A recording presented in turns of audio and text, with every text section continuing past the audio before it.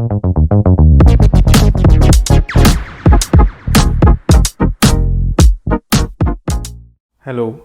in this video we are going to learn how to integrate the Power BI in Microsoft Teams.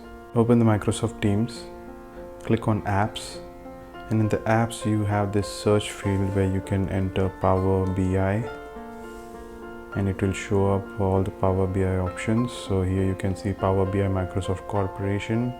Click on it and then click on Add. So it will add a new tab here in the left sidebar.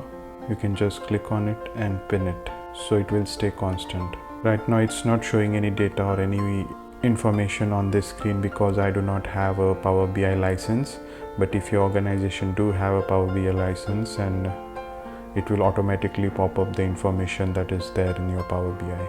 Now if you want to remove or uninstall the Power BI, you can just hover on the Power BI icon, right click, and you have the option to uninstall. Just click on uninstall and you will be able to uninstall the Power BI. That's all in this video. Hey, let us know if you got any questions in the comment box below.